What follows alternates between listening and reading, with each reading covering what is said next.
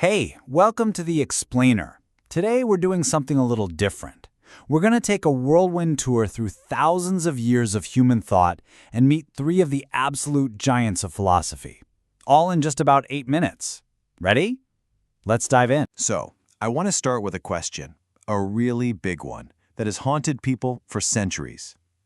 What if everything you're sure of, your beliefs, your knowledge, even your sense of reality, what if it's all built on sand? It's a heavy thought, right? And to really wrestle with it, we're going to go on a journey together. We're going to meet three incredible thinkers who made it their life's work to ask the hardest questions you can possibly imagine. Okay, our first stop, we're heading back in time, way back, to the bustling streets of ancient Athens, to meet the guy who, in many ways, kicked this whole thing off, Socrates. So just to get our bearings, take a look at our map through time. We're starting here way back around 400 BCE, right in the golden age of Greece. We've got a couple of big jumps to make after this, but this is ground zero for our story. So who was this Socrates guy? Well, for starters, he's a bit of a mystery. He never actually wrote anything down himself. Everything we know about him comes from his students, like Plato.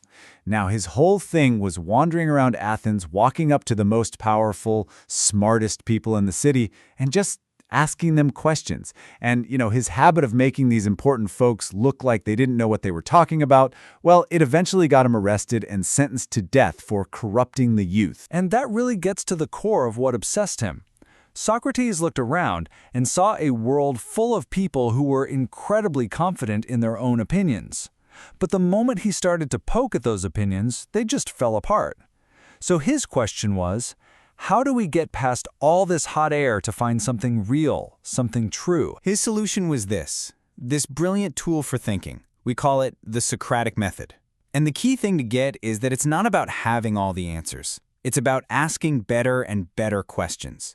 You just keep questioning your own assumptions, peeling back all the layers of what you think you know to get closer to what's actually true. And the very first step, you have to admit that you know nothing. And this quote, oh man, this is the heart of it all. For Socrates, philosophy wasn't some dusty academic subject. No, it was a daily, essential practice. He truly believed that if you go through life without ever stopping to question yourself, to examine your own beliefs and your own values, well, you're not really living at all. All right, strap in, because we're about to take a massive leap forward in time, about 2,000 years actually, to a world on the verge of a scientific explosion.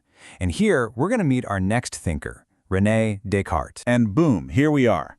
We've jumped clear across 2 millennia, landing right in 17th century France.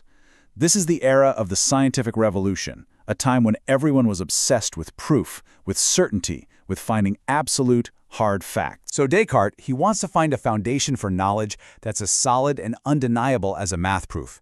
And to do it, he creates his famous method of doubt. He decides he's going to throw out everything. Everything he's ever been taught, out. His own senses, can't trust them. They can trick you, like a stick looking bent in water. He even doubts reality itself. How do you know you're not in a super realistic dream right now? He wants to see if there's anything left, one single thing that is impossible to doubt. And after demolishing his entire universe of belief, he finds it. He's left with one solitary, unshakable truth, the legendary cogito ergo sum. I think, therefore I am. And the logic here is it's so beautifully simple. Descartes realized, look, even if some powerful demon is tricking me about everything, there has to be a me for the demon to trick. The very act of doubting my existence proves that my mind, the thing that's doing the doubting, exists. He found his bedrock. So, Descartes gives us this rock of certainty, the I. But what if that whole search for one single solid foundation is, well, what if it's a mistake? What if we have to learn to live without any certainty at all? That kind of provocative question is the perfect gateway to our final stop, and to our most intense and controversial philosopher, the one and only Friedrich Nietzsche. Our final time jump takes us to 19th century Germany. This is a world where science is seriously challenging religion, and all those old, comfortable traditions are starting to crack and crumble. So Nietzsche looks around at this modern world. and he sees a massive crisis brewing. For centuries, Western civilization had anchored its morality, its sense of purpose, its very ideas of good and evil in God. And now, with that anchor being pulled up, Nietzsche asks the terrifying question, what now? How are we supposed to live? And he captures his whole diagnosis in his most explosive and maybe most misunderstood statement ever. God is dead. But listen, this is the crucial part. Nietzsche wasn't spiking a football and celebrating. He was sounding a 5-alarm fire bell. He was saying that we, with our science, our reason, our modern minds, we had made the idea of God impossible to believe in anymore. And by doing that, we had vaporized the very foundation of our entire moral code. The challenge, he said, was staggering. Now we, humanity, are completely on our own.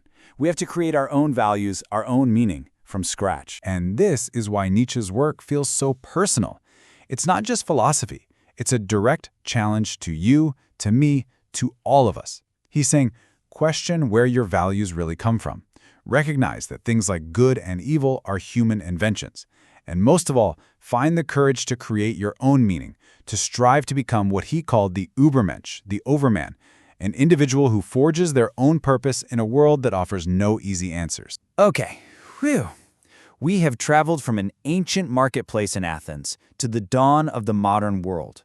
We've gone from questioning everything to being challenged to create everything. So let's just pause for a second and bring it all home. So let's recap this whole amazing journey. We started with Socrates, who gave us our method. The path to truth is to question everything.